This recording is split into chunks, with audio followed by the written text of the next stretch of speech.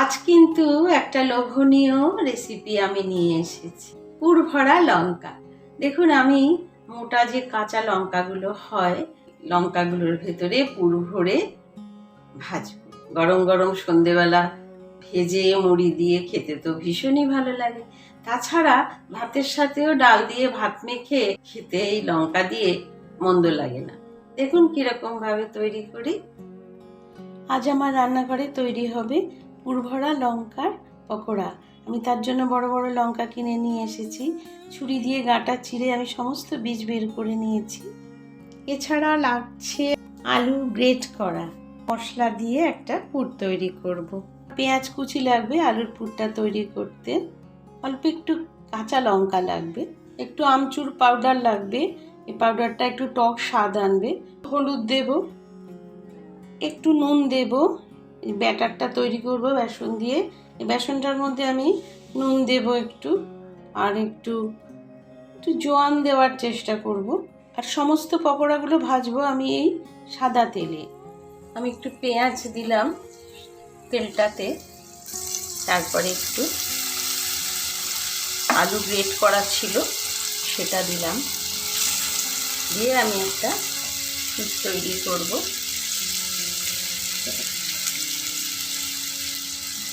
নুন দিলাম, একটু হলুদ দিয়ে আমি আলুটা কষতে নিলাম। কাঁচা লঙ্কাটা আমি ফাটিয়ে দিয়ে দিলাম।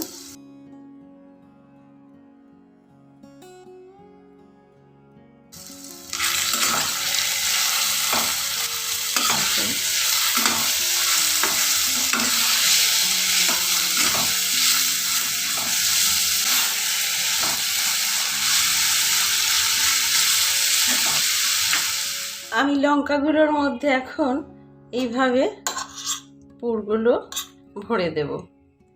দেখুন, পুরগুলো আমি এইভাবে একটু একটু করে ভরে দেব।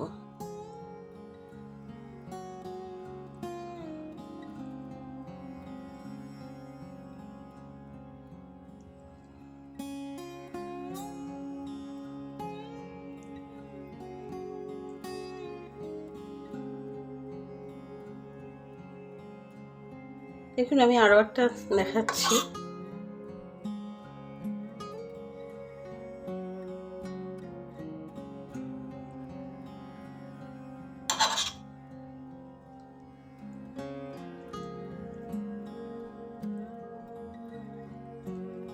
আমি বেসনটা গুলে নিয়েছি।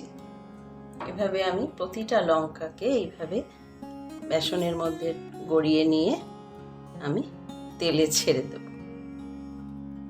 দেখুন, প্রত্যেকটা লঙ্কাকে আমি বেসনের মধ্যে ডুবিয়ে ডুবিয়ে ভেজে তুলছি।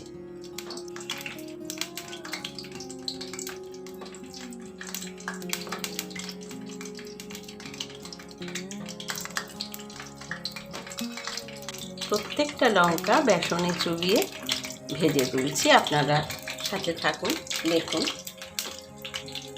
কিভাবে তৈরি করছি আমি পুর ভরা লঙ্কা।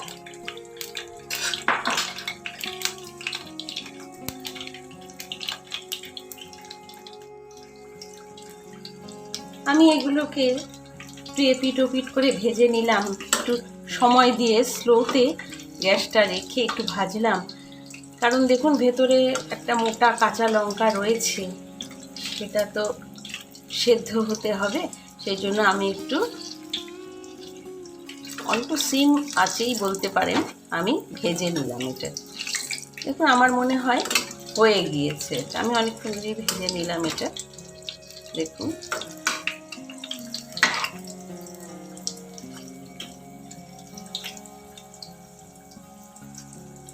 অফ করে দিচ্ছি গ্যাসটা। এবারে আমি এগুলোকে তুলে নিচ্ছি।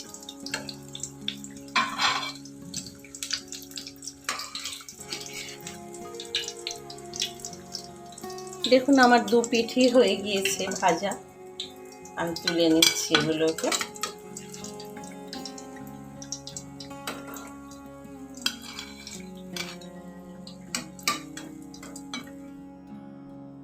হয়ে গিয়েছে আমার পুর ভরা লঙ্কা।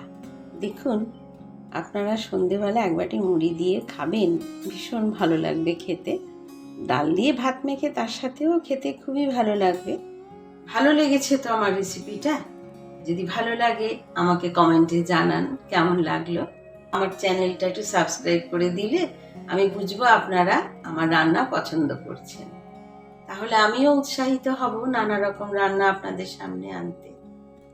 সুস্থ থাকবেন, ভালো থাকবেন, আমার পাশে থাকবেন। নমস্কার।